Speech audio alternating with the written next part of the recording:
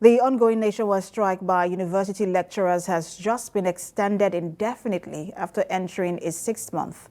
Many groups and individuals are unhappy at this development, and among them is the Arewa transformational leaders who called it a grave national tragedy.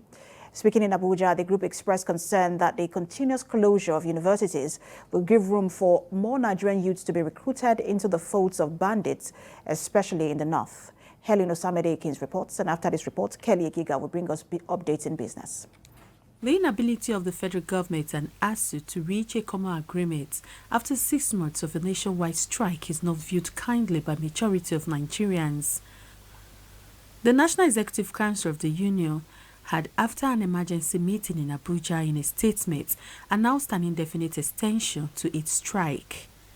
The union had described its engagement with the federal government over the last 5.5 years as filled with a lot of deceit at the highest levels, as it found itself a fruitless and unending negotiation.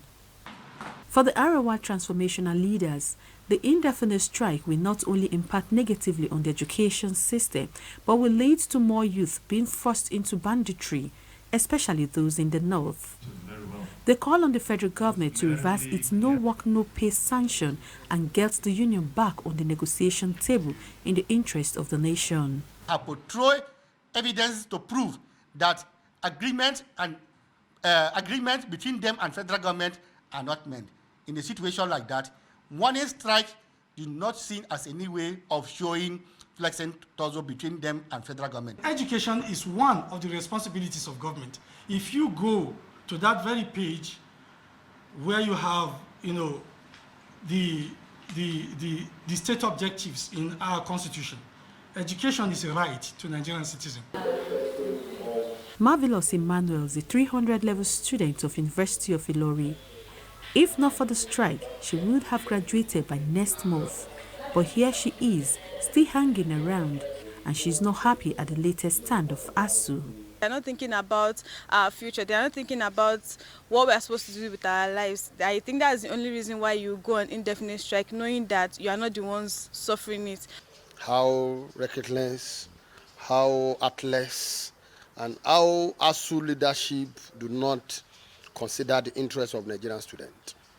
It has really shown clearly now that ASUU is indeed an enemy of Nigerian students. ASUU commenced its ongoing strike on February 14, 2022, after the federal government refused to meet some of its demands, including the release of revitalization funds for universities, renegotiation of 2009 agreements, release of earned allowance for university lecturers, and deployment of UTAS payments platform. From ASUU's claims, it appears that the federal government have resorted to blackmailing in getting the lecturers back to classrooms. But how far can this strategy go? Are there plans to meet the demands of ASUU and restore the glory of the Nigerian education system? Helen Osamide, TVC News, Abuja.